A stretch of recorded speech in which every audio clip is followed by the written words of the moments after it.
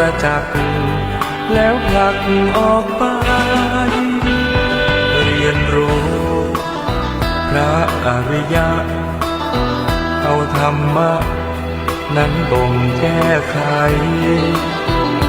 ภูมิจิตภูมิธรรมเราไม่ใช่เราจะรู้ด้วยตัวเองไม่ได้อริยสัจตรัสไว้ให้เดินไปตามธรรมเจริญปัญญาในมรรค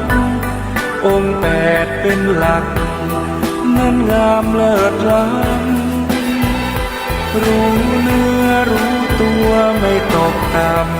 ำฝึกจิตฝึกใจให้ดื่มดำรู้รูปรู้นามแยกธาตุแยกขันธ์มองเห็น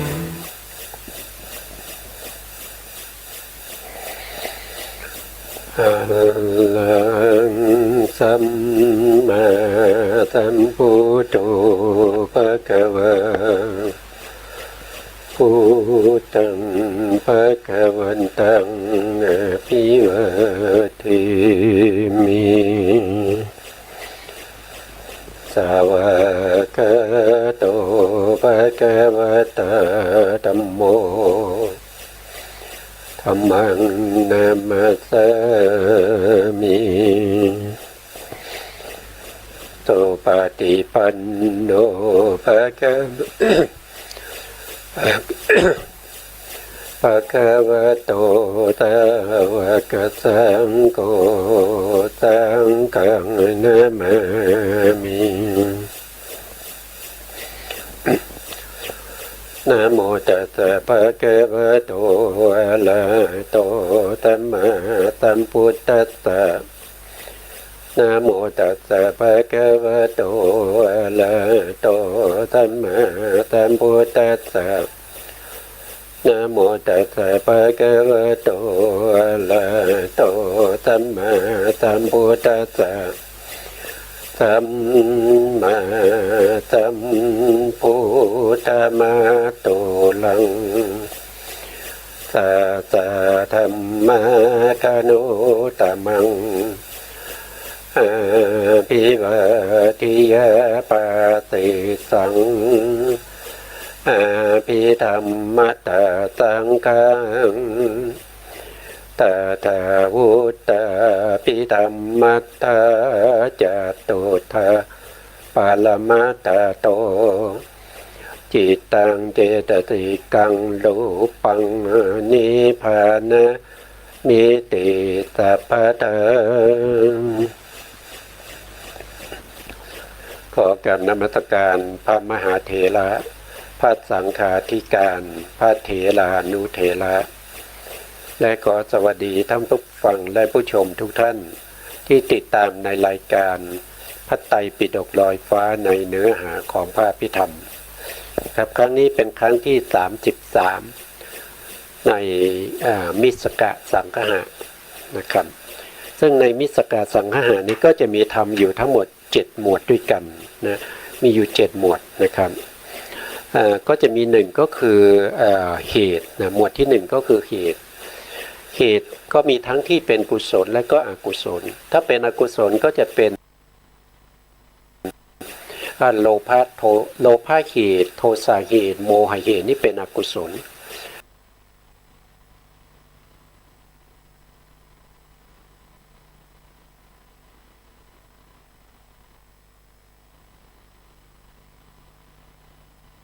เขาเป็นบุคคลนะครับอย่างเช่นเป็นมนุษย์นะครับพอเป็นมนุษย์แล้วก็ได้พบพระพุทธศาสนานะครับแล้วก็ได้ฟังธรรมจากพระพุทธองค์แล้วก็ได้โสดาบันนะได้โสดาบันแล้วบางท่านก็จะเจริญเรื่องของสมถะจนไปถึงรูปประพรหมนะครับเมื่อตายแล้วยังเป็นโสดาบันอยู่นะเป็นโสดาบันอยู่แต่ฌานยังไม่เสื่อมก็ไปเกิดในรูปประพรหมนะครับตามแต่ฌานที่ท่านได้มาอาจจะเป็นอากาสานัญจายตนะฌานหรือว่าวิญญาณัญจายตนะฌานหรือว่า อากินจัญญายตนะฌานสูงสุดก็คือเนวสัญญานาสัญญายตนะฌานพวกนี้ก็ได้พระอริยบุคคลก็เป็นโสดาบันขึ้นไปนะครับโสดาบันนี้ก็คือหมายถึงว่าโสดาปัตติผลนะโสดาปัตติผล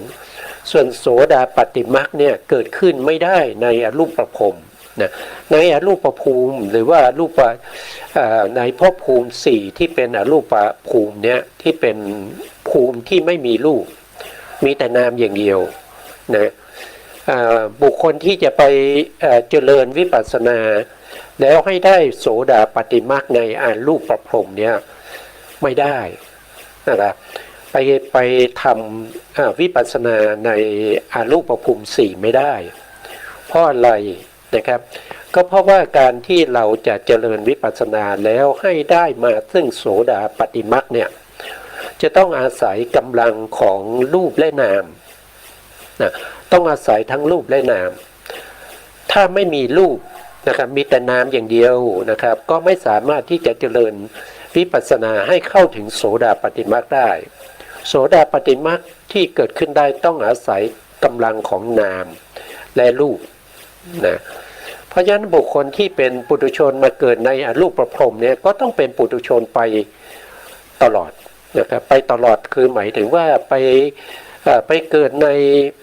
อสัญญสัตตภูมิก็ตามเกิดในภพภูมิไหนก็ตามที่เป็นอรูปเนี่ยเขาต้องคงความเป็นปุถุชนอยู่จนหมดอายุ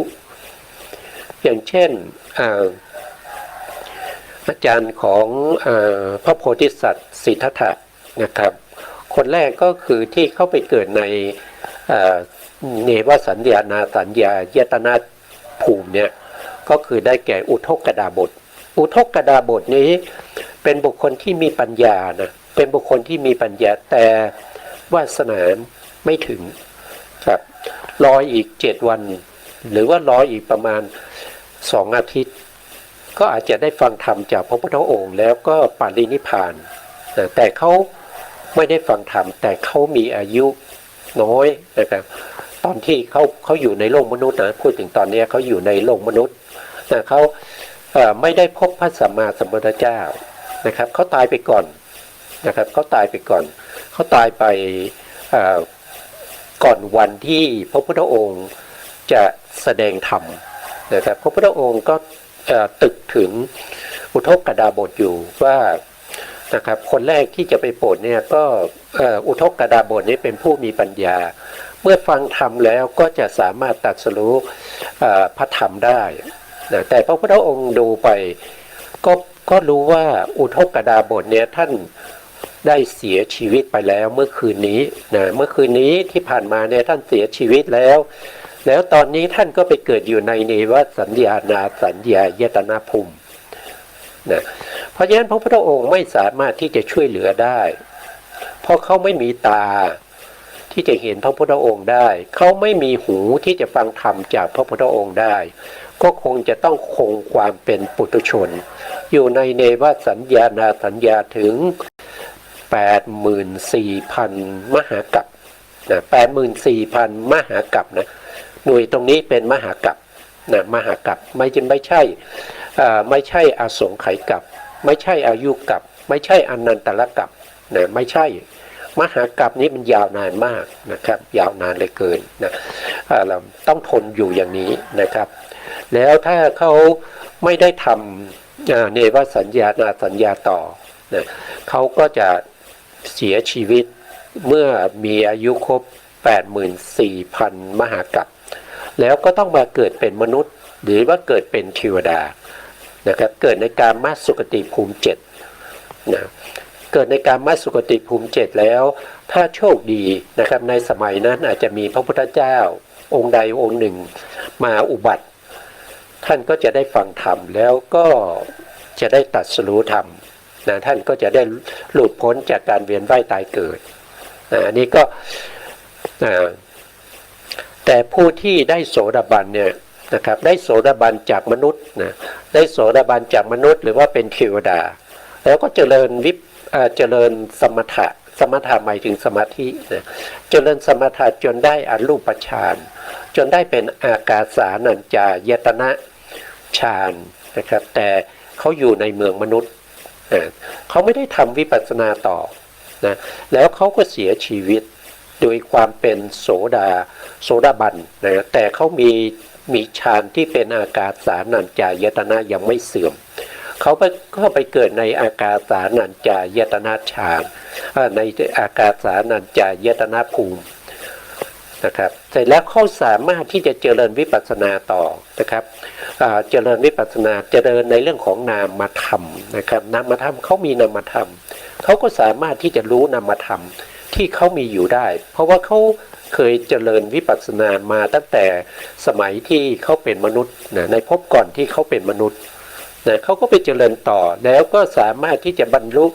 เป็นพระสกทาคามีนะครับเป็นอนาคามีแล้วก็เป็นพระอรหันต์แล้วก็ปรินิพพานในภพภูมิที่เป็นอารูปภูมิได้เพราะฉะนั้นอารูปภูมิที่เป็นพระอริยะบุคคลที่อยู่ในชั้นไหนก็ตามไม่ว่าจะเป็นอากาสาวิญญาณัญญายตนะอากิญจัญญายตนะเนวสัญญานาสัญญายตนะเหล่านี้ก็มีพระอริยะบุคคลอยู่พระอริยบุคคลเหล่านั้นก็เป็นสาวกของพระสัมมาสัมพุทธเจ้าเพราะฉะนั้นพระพุทธองค์ถึงแม้ว่า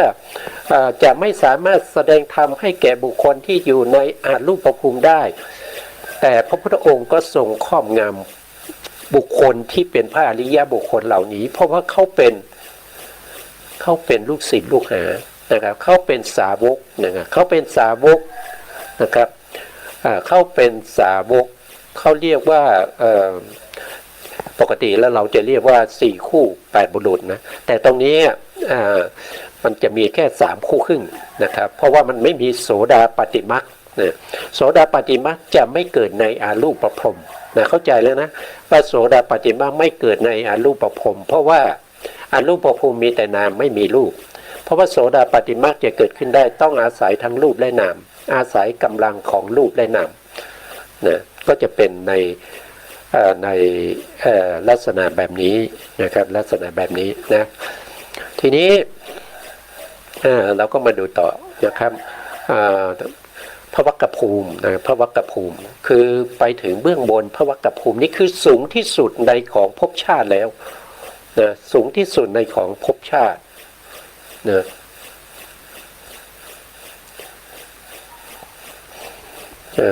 เมื่อกี้นี้คงมองไม่เห็นนะครับที่ผมพูดไปนะครับเพราะว่าผมเพราะว่าก็ไม่เป็นไรนะแล้วก็พระวักกภูมินี้เป็นอารูปพรหมนะครับเป็นอารูปพรหมก็คือจะอยู่ในช่วงนี้นะครับก็คืออารูปภูมิช่วงนี้นะก็เพิ่มเติมเล็กน้อยนะครับเมื่อกี้มันภาพไม่มานะครับภาพไม่มานี่อรูปภูมิเป็นที่อยู่ของปุถุชนคือติเหตุกะปุถุชน1คนนะครับแล้วก็เป็นที่อยู่ของพระอริยบุคคล3บุคคลนะ4บุคคลตินะ4บุคคลคนที่1ก็คือโสดาบันก็คือโสดาปัตติผลคนที่2ก็คือสกทาคามิผลคนที่3ก็คืออนาคามิผลคนที่3ก็คืออรหันตผลนะครับก็อยู่ตรงนี้แต่โสดาบันไม่โสดาปัตติมรรคไม่สามารถเกิดในอรูปได้นะครับก็ให้พวกเราเข้าใจว่าเกิดในอรูปไม่ได้นะครับเพราะว่าโสดาปัตติมรรคจะเกิดขึ้นได้ต้องอาศัยกำลัง2อย่างนั่นก็คือกำลังที่เป็นรูปนะครับแล้วก็เป็นนามเพราะนั้นการเจริญวิปัสสนาจะต้องอาศัยทั้งรูปและนามนะจะต้องอาศัยทั้งรูปและนาม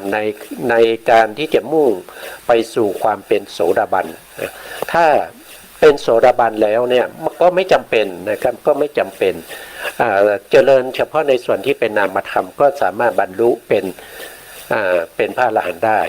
นะอันนี้คือที่พูดไปเมื่อกี้นะแล้วก็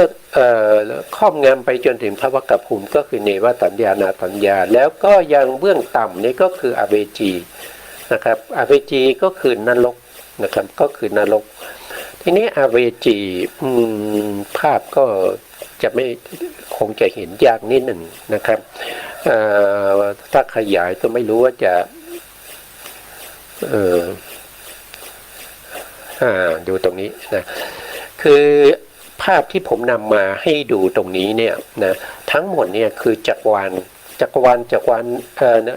หนึ่งนะครับอันนี้เป็นจักรวาลหนึ่งนะครับก็คือหมายถึงว่าจักรวาลนี้มีมนุษย์มีมนุษย์อาศัยอยู่นะครับแล้วก็มีภูเขาจักรวาลนะครับแล้วก็มีภูเขาสิเนรุภูเขาสิเนรุจะอยู่ตรงกลางนะครับตรงนี้นะครับเรียกว่าเป็นภูเขาสิเนรุนะครับในภูเขาสิเนรุเนี่ยระหว่างเขาเนี่ยนะครับก็จะมีบันไดนะก็จะมีบันไดเวียนรอบอยู่5รอบบันไดเหล่านี้ในช่วงนี้ก็จะมีเท้ามหาราชทั้ง4เป็นผู้ที่ดูแลแต่ละทิศของภูเขาสิเนรุนะครับทางทิศตะวันออกเนี่ยก็จะเป็นเท้าทัตตะลัทธะนะครับก็จะดูแลคนทันนะดูแลคนทันนะครับที่ใต้ก็คือเท้าอะไรนะครับเดี๋ยวแป๊บหนึ่งนะครับผมจะดูเอกสารนิดหนึ่งว่าผมก็ไม่ค่อยจะจำชื่อได้เลยเพราะว่าไม่ค่อยได้ท่องนะครับเราไม่ได้ต้องอาศัยการท่องแล้วก็ดูบ่อยๆนะครับถึงจะจำได้นะถ้าไม่ท่องไม่ดูก็จะจำไม่ได้นะครับท่านบอกว่านะครับทางด้านตะวันออกเนี่ยก็คือได้แก่ทิศบูรพานะครับทิศบูรพาก็คือเท้าทัตตะลัทธะนะดูแลคนทันนะครับคนทันก็เป็นเทวดาพวกหนึ่งนะครับอยู่ทางด้านตะวันออกตรงนี้นะ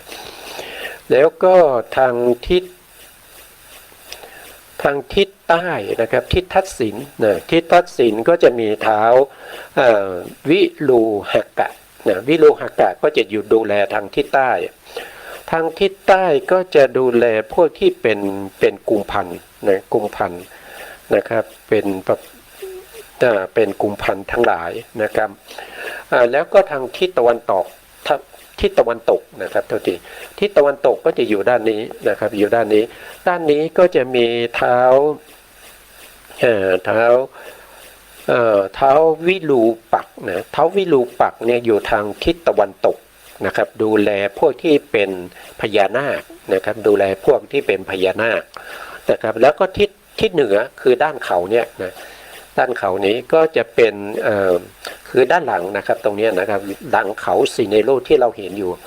คือภาพภูเขาสิเนโรภาพจักรวาลตรงนี้ผมผ่าครึ่งนะครับแล้วเราก็ดูด้านข้างๆเนี่ยเข้าไปผ่าออกแล้วก็ดูนะครับเพราะทางด้านหลังก็จะเป็นทางทิศอุดรคือทิศเหนือนะครับก็คือเท้ากูเวนนะเท้ากูเวนในบางโดยเฉพาะพวกเราเนี่ยจะรู้จักในนามว่านะครับท้าวเวสสุวรรณนะท้าวเวสสุวรรณนะครับดูแลอะไรก็ดูแลพวกยักษ์นะครับพวกยักษ์นะ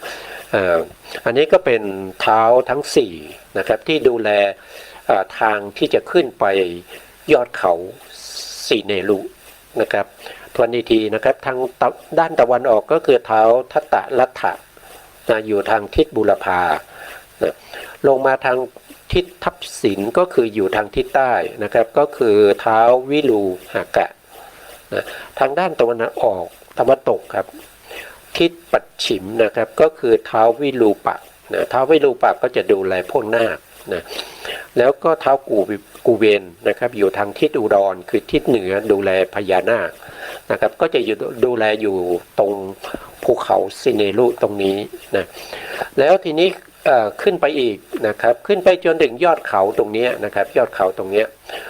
คือบนยอดเขานะบนยอดเขาเนี่ยเขาจะเป็นพื้นที่ราบนะครับแล้วก็เป็นที่อยู่ของเทวดาชั้นที่โทษทีชั้นที่2นะชั้นที่2เราเรียกว่าเป็นตาวติงสาหรือเรียกโดยพวกเราทั่วไปก็จะเรียกว่าดาวดึงนะครับดาวดึงก็จะอยู่ที่ยอดเขาสิเนรุนะครับอันนี้ว่าโดยคร่าวๆนะครับก็ขึ้นไปเรื่อยๆจน รูปตรงนี้ก็จะเป็นพวกที่เป็นรูปประพรมนะครับแล้วก็ขึ้นไปจนถึงตรงบนสุดเนี้ยนะครับก็จะเป็นรูปประพรมที่กลมๆตรงนี้นะเป็นรูปประพรมแล้วก็มนุษย์ชมพูทวีปก็จะอยู่ตรงนี้นะครับใต้มนุษย์ชมพูทวีปลงไปเนี่ยก็จะเป็นนรกนะนรกจะอยู่ตรงนี้นรกก็จะมีอยู่8ขุมด้วยกันนะครับตรงนี้นะเดี๋ยวผมจะขยายนรกให้ดูนะครับนะตรงนี้ก็จะตรงนี้นะครับก็คือโลกของเรานะครับก็จะเรียกว่าเป็นมนุษยภูมินะครับมีมนุษยภูมิอยู่ตรงนี้ใต้โลกของเราลงไปเนี่ยก็จะเป็นนรกสัตว์นรกเนี่ยสัตว์นรกนี่ก็จะมีอยู่8ขุมด้วยกันนะใน8ขุมเนี่ยนะครับก็จะมีขุมที่ต่ำที่สุดก็เรียกว่าเป็นคือนรกเนี่ยมันมีนรกที่เป็นเขาเรียกว่าเป็นมหานรกนะครับเป็นมหานรกนะมหานรกมีอยู่8ขุมนะแล้วก็จะมีบริวารของนรกอีกนะมีมหานรกอยู่ตรงกลางแล้วก็จะมีบริวารของนรกนะครับอยู่รอบๆเราเรียกว่าเป็นอุสธานรกนะก็จะเป็นอุสธานรกอยู่รอบๆชั้นที่ต่ำที่สุดตรงนี้ก็คือมหาอเวจีนะครับที่พระเทวทัตนะท่านก็ได้รับความทุกข์ทรมานเสวยทุกข์ทรมานอยู่ในชั้นนี้นะชั้นนี้จะมีอายุอยู่ของสัตว์นรกนะปกติแล้วสัตว์นรกเนี่ยอยู่ได้ด้วยกรรมนะครับอยู่ได้ด้วยกรรมแต่ที่สูงสุดนะที่จะต้องทนอยู่จนถึงสิ้นอายุนะครับสิ้นอายุตรงนี้จะมีเขาเรียกว่า1อันตกัปนะมีอายุอยู่ถึง1อันตกัปตรงนี้ก็คือหมายถึงว่าอายุของมนุษย์นะครับตั้งแต่ขาลงเนี่ยขาลงจากสงไขยมาจนถึง10 ปีแล้วก็ขึ้นไปอีกนะครับแล้วก็ลงมาอีกนะวนอยู่อย่างนี้2 รอบนะวนอยู่อย่างนี้2 รอบก็เรียกว่า1อันตกัปนะเพราะฉะนั้นพระเทวทัตจะต้องอยู่ตรงนี้1อันตกัปแล้วก็เข้าใจว่าพระเทวทัตคงไม่ได้มีโอกาสที่จะพบกับพระศรีอานนะไม่มีโอกาสที่จะได้พบกับพระศรีอานแล้วนะครับเพราะพระศรีอานจะมาอุบัติในรอบที่2จากนี้ไปก็คือหมายถึงว่าตอนนี้เราอยู่ที่อายุกับที่75 ปีนะแล้วก็จะลงไปจนถึง10 ปีแล้วก็จะขึ้นไปอีกนะขึ้นไปอีกนะครับจนถึงอสงไขยปีนับไม่ได้นะครับขึ้นไปเรื่อยๆจนไปถึงตรงที่มีอายุนานมากเลยเป็นอสงไขยปีแล้วก็จะลดลงมาอีกนะครับลดลงมาแล้วก็อายุมนุษย์กับอยู่ที่ 80,000 ปีนะลดลงมาอายุมนุษย์กับอยู่ที่ 80,000 ปีพระศรีอานก็จะมาอุบัติตรงนั้นนะครับเพราะฉะนั้นพระเทวทัตเนี่ยก็ไม่มีโอกาสได้พบพระศรีอานเพราะพระเทวทัตจะต้องอยู่ถึง2 รอบนะครับจาก75 ปีลงมา10 ปีแล้วก็ขึ้นไปอีกจนถึงอสงไขยปีแล้วก็ลงมาอีกนะครับลงมาถึงที่ 80,000 ปีแล้วพระศรีอานมาอุบัติแล้วพระเทวทัตยังไม่หมดกรรมนะกรรมยังไม่หมดนะครับแล้วก็เมื่อพระศรีอานมาประกาศพระศาสนานะครับตอนที่มนุษย์เรามีอายุกลับอยู่ที่ 80,000 ปีนะพอผ่านช่วงนี้ไปนะครับอายุมนุษย์ก็ลงไปเรื่อยๆนะครับพระเทวทัตไม่มีโอกาสได้พบพระศรีอานแล้วนะครับพระศรีอานก็จะปรินิพพานในช่วงที่มนุษย์เรามีอายุอยู่ที่ 80,000 ปีนะ80,000 ปีนะพระเทวทัตก็หมดโอกาสนะครับแต่พระเทวทัตนี้ท่านได้รับพุทธพยากรแล้วท่านจะได้เป็นพระปัจเจกนะครับท่านจะได้เป็นพระปัจเจกนะท่านจะต้องสะสมบารมีอีก1อสงไขยมั้งครับถ้าจำไม่ผิดนะ1อสงไขยนะพระเทวทัตเพราะว่าท่านสะสมบารมีมาแล้วถึง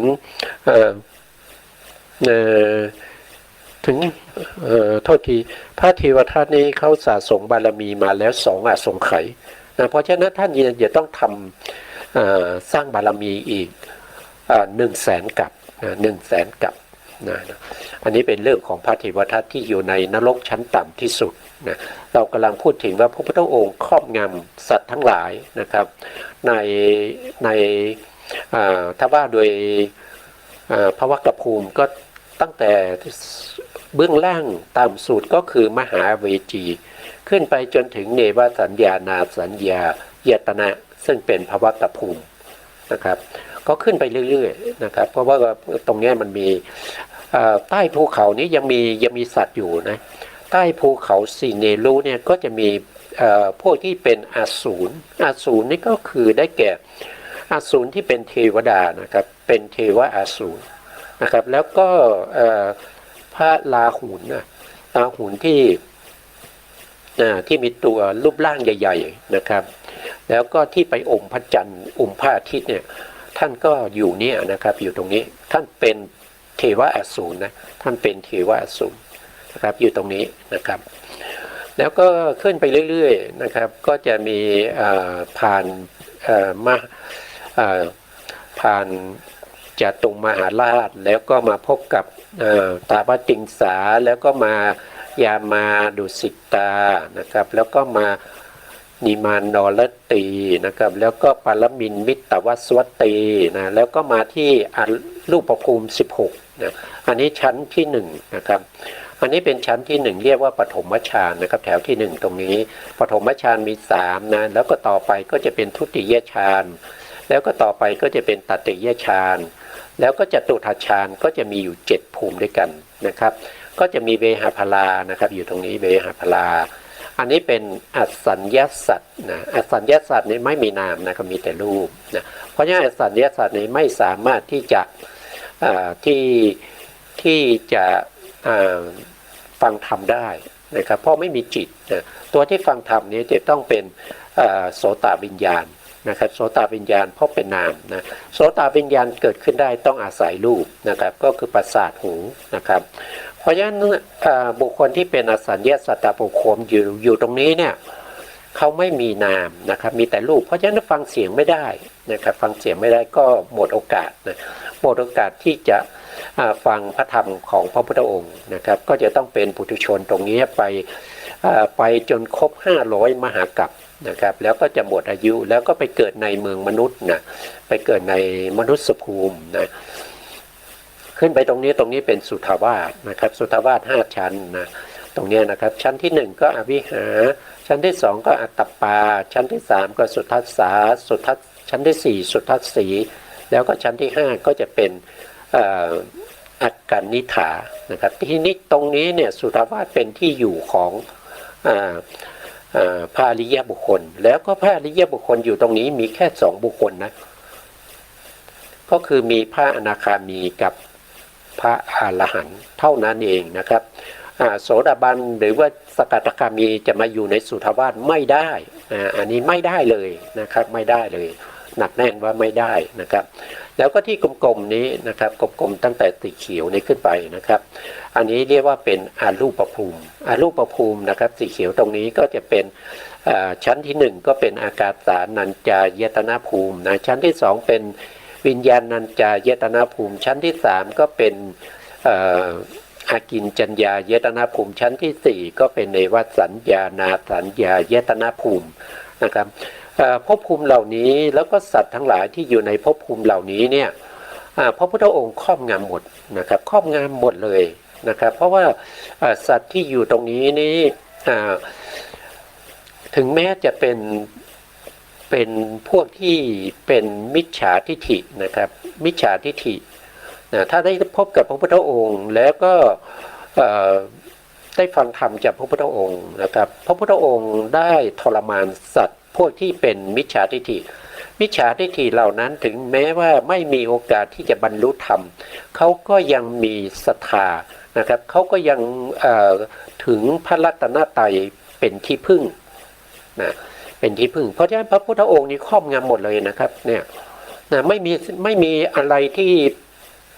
จะสูงกว่าพระพุทธเจ้าไม่มีอะไรที่จะเด่นกว่าพระพุทธเจ้าไม่มีบุคคลไหนที่จะเทียบเท่ากับพระพุทธองค์ได้นอกจากพระพุทธองค์ที่ปรินิพพานไปแล้วที่เป็นพระพุทธเจ้าเหมือนกันเท่านั้น ที่จะมีเสมอกันนะครับถ้าไม่ใช่พระพุทธเจ้าแล้วไม่เสมอนะครับไม่เสมอนะครับอันนี้ถึงแม้จะเป็นพระปัจเจกก็ไม่สามารถจะเทียบเท่ากับพระสัมมาสัมพุทธเจ้าได้นะเพราะฉะนั้นก็สัตว์ทั้งหลายที่อยู่ในเขาเรียกว่าตรงนี้เป็นจักรวาลหนึ่งนะครับเป็นจักรวาลหนึ่งมีตั้งแต่นรกขึ้นไปจนถึงพระวัฏฏภูมิเนี่ยนะครับนี่เรียกว่าเป็นจักรวาลหนึ่งแล้วทีนี้พระพุทธองค์ในการครอบงำเนี่ยพระพุทธองค์ไม่ได้ครอบงำเฉพาะจักรวาลนี้จักรวาลเดียวนะครับที่เราได้ศึกษาในเรื่องของครั้งไหนจำไม่ได้นะครับที่เราเคยศึกษาในเรื่องของเขาเรียกว่าขีดแดนนะครับเรียกว่าเป็นเขตนะก็จะมีอยู่4เขตใช่ไหมครับหนึ่งก็คือชาติเขตชาติเขตนี้ก็คือได้แก่หมื่นจักรวาลที่พูดถึงหมื่นจักรวาลอย่างเงี้ยจักรวาลอย่างเงี้ยนะครับหมื่นจักรวาลนะครับก็คือจักรวาลอย่างนี้10,000จักรวาลนะครับอันนี้คือเป็นบุคคลที่สามารถที่จะมาฟังพระสัทธรรมได้หมายถึงพรหมนะพรหมที่อยู่ในจักรวาลเหล่านั้นนะสามารถที่จะเสด็จมา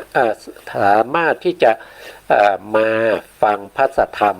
ในจักรวาลที่ชื่อว่าปัจจุบันนี้ชื่อว่าภัททกัปนะปัจจุบันนี้ชื่อว่าภัททกัปจักรวาลนี้ชื่อว่าภัททกัปนะครับมาจากจักรวาลในหมื่นจักรวาลก็มาฟังธรรมพระพุทธองค์ในจักรวาลที่เราอยู่ปัจจุบันนี้ชื่อว่าภัททกัปก็สามารถที่จะมีดวงตาเห็นธรรมได้ตรัสรู้ธรรมแล้วก็กลับไปยังที่อยู่จักรวาลของตนเองนะครับอันนี้เรียกว่าเป็นชาติเขตนะครับเขตที่2เรียกว่าอาณาเขตอาณาเขตก็คือหมายถึงว่าแสนโกฏจักรวาลนะครับแสนโกฏจักรวาลนี้จะเป็นอาณาเขตของพระพุทธองค์นะครับเพราะอะไรก็เพราะว่าพระปริตที่พระพุทธองค์แสดงไว้อย่างเช่นขันธปริตนะครับอาตานาติยปริตนะครับทัชชัคคะปริตโมลปริตรัตนสูตรอะไรพวกนี้นะครับที่เราถือว่าเป็นพระปริตเป็นมนต์ที่สวดแล้วก็สามารถป้องกันอันตรายได้นะพระปริตเหล่านี้เนี่ยเมื่อเราสวดแล้วเนี่ยมีอานุภาพนะครับไปถึง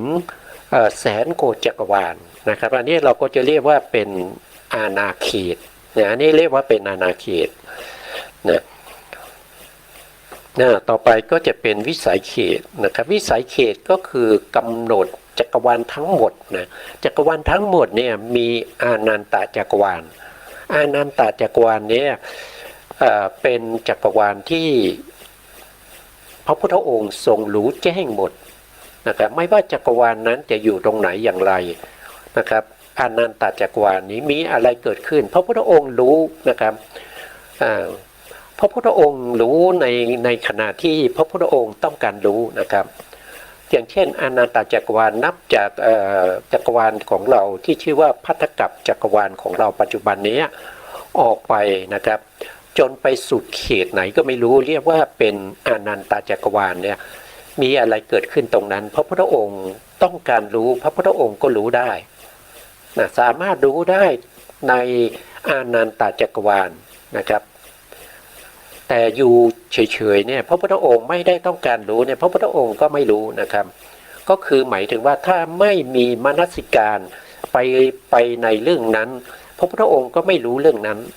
นะครับเรื่องที่พระพุทธองค์อยากจะรู้ไม่มีอะไรที่จะมากากั้นมาปิดบังให้พระพุทธองค์ไม่รู้ไม่ได้เพราะพระพุทธองค์มีญาณที่ชื่อว่าอาณาวรณญาณ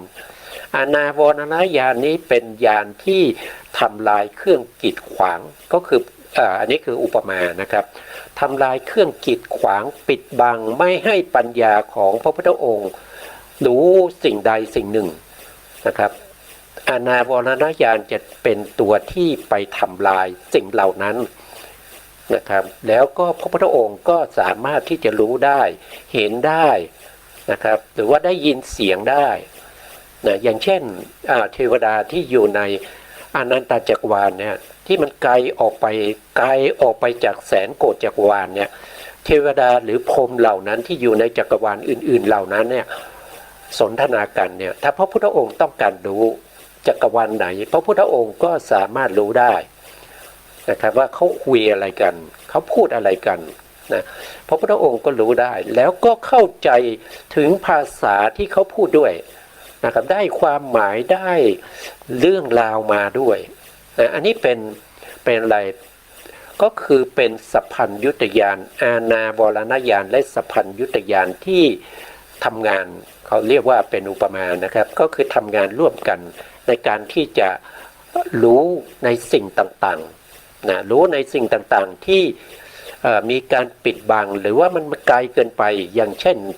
ที่เราพูดถึงในอานันตจักรวาลเนี้ยนะก็สามารถรู้ได้อย่างเนี้ยนะอันนี้เป็นอาณาบรณญาณและก็สัพพัญญุตญาณของพระสัมมาสัมพุทธเจ้านะครับอันนี้ก็เป็นเขตนะครับเป็นเขตเขาเรียกว่าเป็นเขตของพระพุทธเจ้านะก็จะมีอยู่3นะครับเมื่อกี้ผมพูด4นี่ก็ไม่ถูกนะครับก็มี3หนึ่งก็คือชาติเขตนะชาติเขตก็คือหมื่นจักรวาลคือคำสั่งสอนของพระพุทธเจ้าเนี่ยสามารถไปได้ถึงหมื่นจักรวาลสามารถทำให้พรหมนะครับแล้วก็เทวดาที่อยู่ในบริเวณรอบๆภัททกัปจักรวาลของเราเนี่ยในหมื่นจักรวาลเนี่ยรัศมี10,000จักรวาลเนี่ยได้สามารถเข้าใจแล้วก็ฟังแล้วก็ได้ดวงตาเห็นธรรมได้เป็นพระอรหันต์ได้ในหมื่นจักรวาลนี้นะรอบๆนะสมมติว่าเราจักรวาลของเราเนี่ยครับที่อยู่ตรงกลางเนี่ยนะที่เราเรียกว่าเป็นภัททกัปเนี่ยแล้วก็มีจักรวาลอื่นๆอยู่รอบๆเต็มไปหมดนะครับแต่ระยะห่างกันนะครับไม่ใช่ใกล้ๆนะครับระยะห่างกันมีถึงหมื่นจักรวาลในหมื่นจักรวาลนี้พวกที่เป็นพรหมแล้วก็เทวดาก็สามารถที่จะมาฟังธรรมได้แล้วก็ตรัสรู้ธรรมได้นะครับ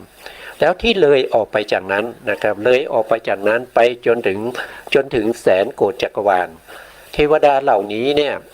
ก็ไม่ได้มาฟังธรรมนะครับไม่ได้มาฟังธรรมไม่ได้เพียงแต่ได้ข่าวว่ามีพระพุทธเจ้าแล้วก็รัศมีของพระปริตทั้งหลายนะครับที่เราสวดในภัททกัปในจักรวาลภัททกัปของเราเนี่ยสามารถที่จะแผ่ไปเพื่อป้องกันอันตรายทั้งหลายไปได้ถึงแสนโกฏจักรวาลนะอันนี้นะแล้วก็ข้อที่3เรียกว่าวิสัยเขตนะวิสัยเขตนี้ก็คือภาพปัญญาของพระพุทธองค์ที่จะต้องการรู้เหตุการณ์ต่างๆที่เกิดขึ้นนอกเหนือจากแสนโกฏจักรวาลนี้ออกไปจนไปถึงอานันตจักรวาลก็คือจักรวาลที่ไม่สามารถที่จะนับได้ไม่สามารถที่จะบอกได้ว่ามันไกลแค่ไหนนะครับในอานันตจักรวาลทั้งหมดนี้ถ้าพระพุทธองค์ใส่ใจพระพุทธองค์น้อมใจไปมนสิการไปในเรื่องไหนพระพุทธองค์ก็จะรู้ในเรื่องนั้นไม่มีอะไรที่จะมาปิดกั้นมาขัดขวางได้นะอันนี้เรียกว่าเป็นวิสัยเขตนะครับเป็นอะไรเป็นญาณที่พระพุทธองค์ได้มาตั้งแต่ที่พระพุทธองค์ทรงตรัสรู้เป็นพระสัมมาสัมพุทธเจ้าที่ใต้ต้นโพพุทธคยาเมื่อ 2,600 กว่าปีมาแล้วนะครับ 2,600 กว่าปีมาแล้วเนี่ยที่พระพุทธองค์ทรงตรัสรู้ตรงนั้นนะครับก็ได้มาตรงนั้นเลยเช่นเดียวกับพระนามของพระพุทธองค์ที่เป็นพระตถาคตเนี่ยที่พระพุทธองค์ใช้ในการที่จะเรียกนะครับในการที่จะเรียกสรรพนามของพระพุทธองค์ว่าพระตถาคตเนี่ยก็ได้มาตรงนั้นนะไม่มีใครที่มาแต่งตั้งให้นะครับไม่มีญาติสาโลหิตบิดามารดาหรือว่ามิตรสหายนะครับหรือว่าเทวดาพรหมทั้งหลายมาแต่งตั้งให้ไม่ใช่นะพระพุทธองค์ได้มาตอนที่พระพุทธองค์ได้สัพพัญญุตญาณใต้ต้นโพนะอันนี้ก็เป็นสิ่งที่เราคือ เพิ่มเติมนะครับเป็นสิ่งที่เราควรจะรู้นะควรจะรู้เพราะเราเป็นชาวพุทธนะถ้าใครมาถามเราก็สามารถที่จะตอบได้นะครับต่อไปนะครับอันนี้คือเขาหมายถึงว่าภวกภูมินี้คือเบื้องสูงนะครับเบื้องบนนะแล้วก็เบื้องต่ำก็คือได้แก่อเวจีมหานรกเบื้องต่ำลงไปนะครับแล้วก็เบื้องขวางไปเนี่ยเบื้องขวางไปเนี่ยนะครับก็คือไม่มีขอบเขตไม่มีประมาณหาประมาณไม่ได้ก็คือที่ผมพูดถึงจักรวาลทั้งหลายเนี่ยที่เป็นอนันตจักรวาลนั่นแหละนะครับเนี่ยเบื้องขวางเนี่ยในโลกธาตุเนี่ยอันหาประมาณไม่ได้นะครับอันนี้ก็เป็นอะไรเป็นอันแรกนี่เป็นชาติเขตใช่ไหมอันที่สองก็เป็นอาณาเขตอันที่สามเป็นวิสัยเขตนะครับอันนี้เป็นวิสัยเขตนะที่ไปในอนันตจักรวาลเนี่ยหาประมาณไม่ได้เนี่ยอันนี้เป็นวิสัยเขตละนะครับอันนี้เป็นวิสัยเขตนะด้วยศีลบ้างนะครับด้วยสมาธิบ้างด้วยปัญญาบ้างนะศีลก็มีมากมายนะครับศีลก็มีระดับนะครับเป็นของฆราวาสศีลห้านะครับเป็นของแม่ชีนะครับก็จะเป็นศีลแปดอย่างเนี้ยถ้าไปอยู่ในวันเพ็ญนะครับเราไปรักษาศีลที่วัดหรือว่าไปนอนวัดเนี่ยก็เป็นอุโบสถศีลนะหรือว่าเป็นศีลของสามเณรก็ศีล10อย่างเงี้ยเป็นของพระภิกษุสงฆ์ก็จะเป็น227นะครับถ้าเป็นของภิกษุณีก็311อย่างเงี้ยนะครับก็จะต้องมีศีลแล้วก็ศีลเหล่านี้เนี่ยเป็นศีลที่พระพุทธองค์ได้บัญญัติขึ้นไว้นะครับเพื่อให้เหมาะสมกับการเป็นอยู่ของสัตว์ทั้งหลายของมนุษย์ทั้งหลายนะครับจริงๆแล้วของสัตว์ทั้งหลายนะครับศีลนี้ไม่ใช่จำกัดเฉพาะมนุษย์นะครับพวกที่เป็นเดรัจฉานในถ้าเราศึกษาในชาดกเนี่ยเราก็จะเห็นนะครับว่าสัตว์เดรัจฉานเนี่ยเขาก็รักษาศีลนะเขาก็รักษาศีลนะครับไม่ใช่ว่าจะรักษาศีลได้เฉพาะมนุษย์นะครับอย่างเช่นพระชาติที่เป็นพระโพธิสัตว์ของเราเนี่ยสวยพระชาติเป็นพญานาคนะครับพญานาคนะครับพญานาคก็รักษาศีลนะครับแล้วก็รักษาอุโบสถศีลนะก็จะมารักษาศีลที่เป็นอุโบสถศีลในเมืองมนุษย์นะครับอันนี้ก็คือได้แก่ภูริตะนะครับภูริตะนักราชนะเป็นผู้รักษาศีลนะรักษาอุโบสถศีลนะเป็นเดรัจฉานก็รักษาได้นะครับไม่ใช่เฉพาะมนุษย์อย่างเดียวนะครับแล้วก็สมาธินะสมาธินี้ก็ขึ้นอยู่กับแต่ละท่านนะครับว่าท่านเจริญสมถะมีความตั้งใจมีความพยายามนะครับไม่ทอดทิ้งนะครับไม่ทอดทิ้งแล้วก็ปฏิบัติได้ถูกทางนะแล้วก็มีบุญบารมีเก่าท่านก็สามารถที่จะได้ฌานได้นะครับจะเป็นปฐมฌานทุติยฌานตติยฌานก็ขึ้นอยู่กับบุญบารมีและความขยันอดทนมีวิริยะมีปัญญานะครับในการที่ประกอบในเรื่องของสมาธิได้นะครับไม่ใช่จำกัดอยู่ในเฉพาะในพระพุทธศาสนานะครับสมาธิเนี่ยฤาษีชีไพรนะครับก็ได้นะครับสมาธิที่เป็นฌานเหล่านี้เนี่ยที่ได้เนี่ยบุคคลที่ได้เนี่ยเขาต้องมีกัมมสกตาสัมมาทิฏฐินะถ้าไม่มีกัมมสกตาสัมมาทิฏฐิเนี่ยสมาธิที่เป็นฌานหรือว่าอุปจารสมาธิก็จะไม่เกิดแก่บุคคลนั้นนะครับไม่เกิดแก่บุคคลนั้นนะครับบุคคลนั้นต้องเป็นบุคคลที่เชื่อในเรื่องของกรรมและผลของกรรมนะครับแล้วก็จะต้องมีศีลเนี่ยเป็นตัวรองรับในนอกพระพุทธศาสนาศีลเขาก็มีแต่ศีลเขาก็คงจะไม่เหมือนกับเรานะครับข้ออาจจะแตกต่างกันไปศีลห้าอาจจะไม่เหมือนเรานะครับแต่เขาก็ต้องมีหลักๆอยู่นะครับก็ต้องมีหลักๆอยู่ก็คือไม่ฆ่าสัตว์อย่างเงี้ยนะครับไม่ลักทรัพย์นะแล้วก็ไม่ประพฤติผิดในกามนะไม่กล่าวคำหยาบคายสอดเสียดอะไรพวกนี้นะครับมุสาอะไรเนี่ยนะครับแล้วก็ถ้า ไม่ดื่มสุรานะครับพวกนี้เป็นศีลที่เป็นบาตรเป็นพื้นฐานนะครับที่จะต้องมีนะครับทางศีลของผู้ที่อยู่นอกพระพุทธศาสนานี้เขาอาจจะไม่มีเหมือนเรานะครับแต่เขาก็ต้องมีศีลนะเขาต้องมีศีลของเขาต้องรักษาศีลของเขานะครับอาจจะมากกว่าเราก็ได้นะครับเพราะเขาเป็นอะไรเป็นดาบทเป็นฤาษีนะเขาทำสมาธินะครับทำสมาธินี้ถ้าไม่มีศีลไม่ได้นะครับไม่มีศีลแล้วก็สมาธิได้แค่คณิกะสมาธินะไม่สามารถจะขึ้นอุปจารสมาธิแล้วก็ไม่สามารถที่จะเป็นอัปปนาสมาธิได้นะต่อไปก็คือปัญญานะครับปัญญานี้ในพระพุทธศาสนาเนี่ยเราพูดถึงปัญญาเนี่ยเราพูดถึงปัญญาที่เห็นแจ้งเห็นจริงในสภาวะของรูปนามที่เป็นไปในเรื่องของทุกขสัจอย่างเงี้ยนะครับรู้แจ้งเห็นจริงว่าทุกขสัจนี้เป็นสภาวธรรมที่เราควรกำหนดรู้ไม่ใช่สภาวธรรมที่เราจะต้องละไม่ใช่สภาวธรรมที่เราต้องเจริญนะครับต้องเข้าใจนะครับว่าทุกขสัจเป็นแค่สภาวธรรมที่เราควรกำหนดรู้ปัญญาเหล่านี้เราเรียกว่าปัญญาในพระพุทธศาสนานะไม่ใช่ปัญญาที่เราไปแข่งขันนะครับไปแข่งขันฟิสิกส์นะครับแล้วก็ได้ที่หนึ่งอย่างนี้เราไม่เรียกว่าเป็นปัญญาทางพระพุทธศาสนา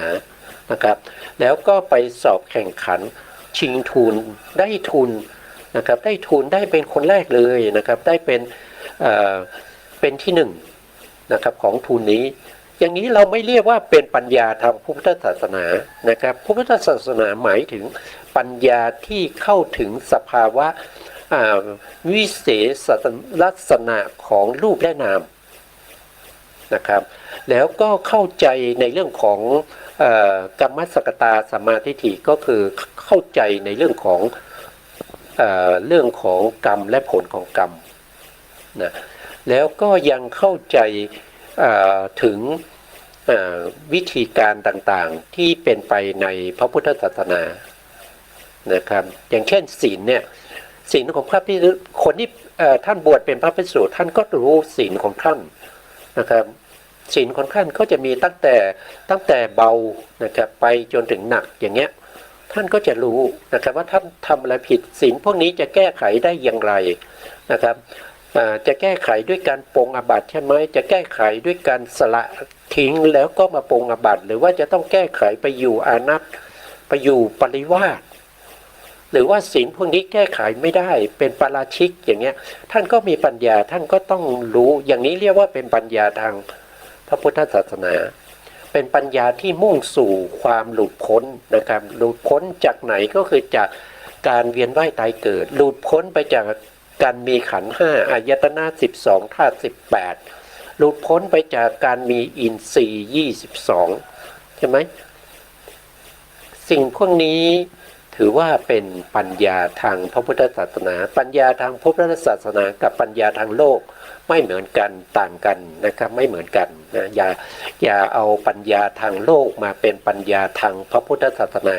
ถ้าพูดทางโลกก็พูดไปนะครับนะถ้าพูดทางธรรมก็อย่าเอาปัญญาทางโลกเนี่ยมาเป็นปัญญาทางพุทธศาสนาทำให้พระศาสนาเศร้าหมองนะทำให้พระศาสนาเศร้าหมองแล้วก็ทำให้พระศาสนาเนี่ย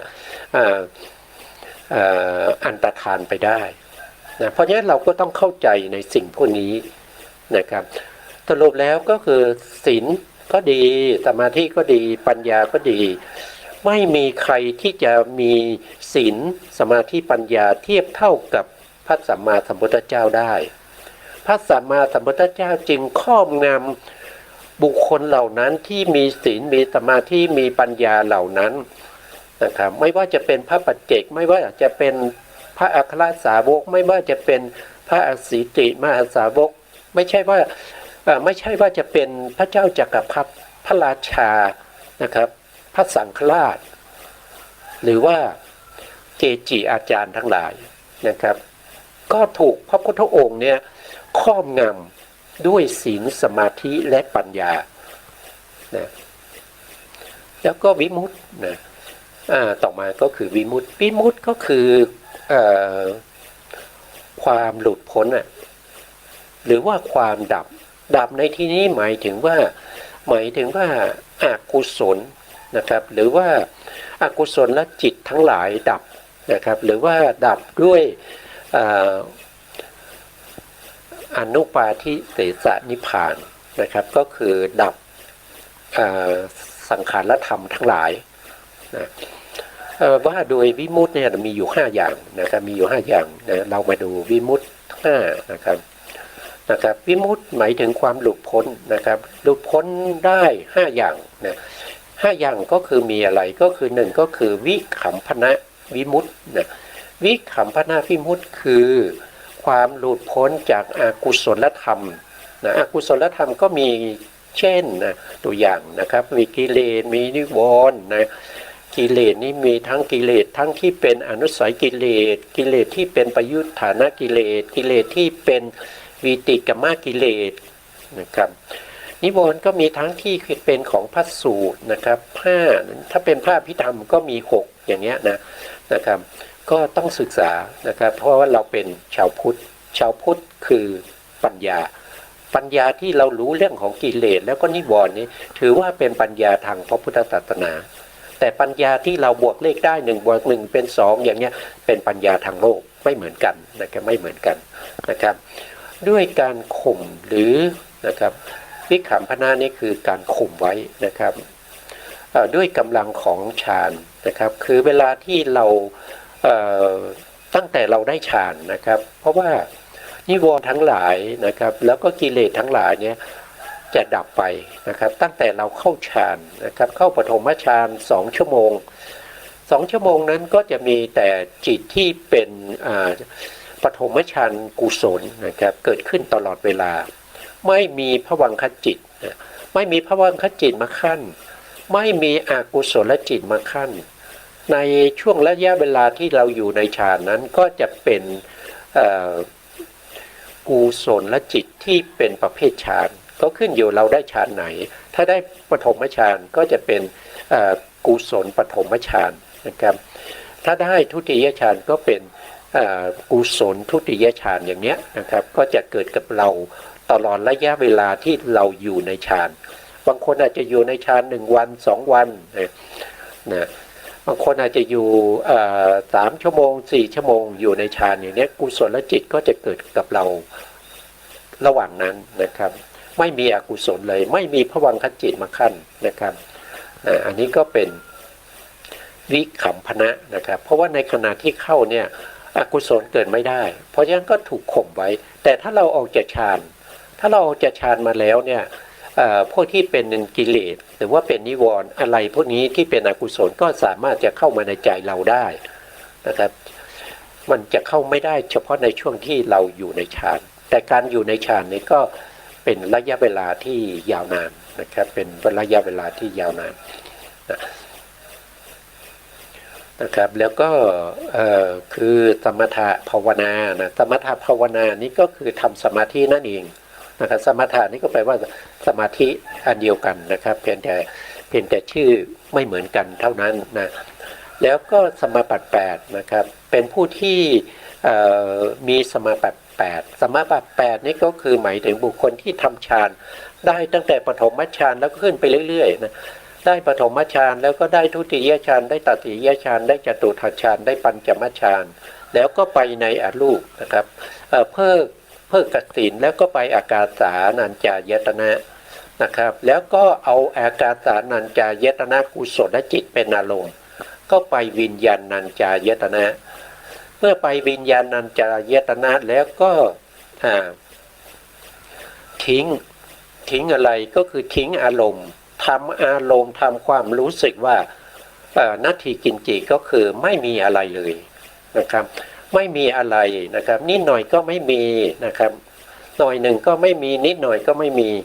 นัตถิกินจิก็ได้อากินจัญญายตนะฌานนะครับเมื่อได้อากินจัญญายตนะฌานใช้อากินจัญญายตนะฌานกุศลเป็นอารมณ์ให้เกิดเนวสัญญานาสัญญายตนะ ก็เป็นบุคคลที่ได้สมาบัติ8นะครับได้สมาบัติ8นะบางท่านอาจจะสงสัยว่าฌานปฐมฌานจนถึงฌาน5แล้วก็ได้รูปฌานทำไมเป็น8ไม่ใช่9หรือก็ตอบว่าสมาบัติ8นี้เป็นคำที่พระพุทธองค์ใช้ในพระสูตรตลอดแล้วก็พระพุทธองค์ไม่เคยใช้สมาบัติ9นะครับแต่ถ้าเราดูในเรื่องของผู้ที่ได้ฌานแล้วไปเกิดเนี่ยนะสมมติว่าไปเกิดในภพภูมิฌานไม่เสื่อมไปเกิดในภพภูมิเขาก็มีแค่4เท่านั้นเองนะครับมีแค่4ไม่มีปัญจมฌานนะครับไม่มีปัญจมฌานนะครับทุติยฌานแล้วก็ตติยฌานรวมกันก็จะเป็นทุติยฌานไปเกิดในภพภูมิที่เรียกว่าทุติยฌานนะครับแล้วก็จตุตฌานก็จะไปเกิดในตติยฌานแล้วก็ปัญจมฌานก็ไปเกิดในจตุตฌานนะครับเพราะฉะนั้นก็มีแค่8นะครับไม่พระพุทธองค์ไม่ได้แสดงสมาบัติ5นะครับไม่มีนะอารมณ์ที่เป็นอารัมมณูปนิชฌานนะอันนี้ก็คืออารมณ์ที่ตั้งมั่นอยู่ในฌานทั้งหลายนะครับอยู่ในฌาน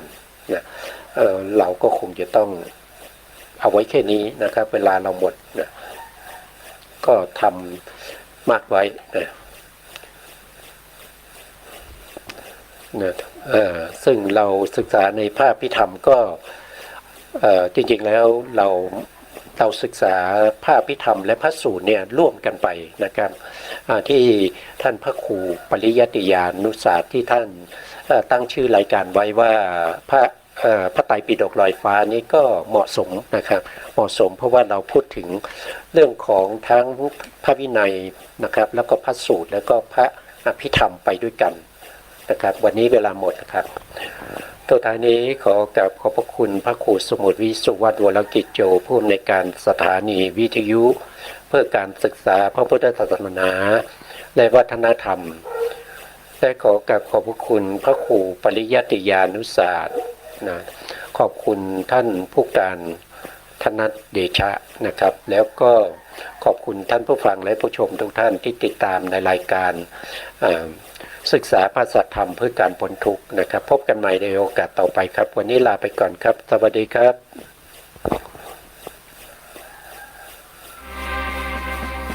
กรรมอำนาจกรรมกุศลกรรมหรืออกุศลกรรมทุกกรรม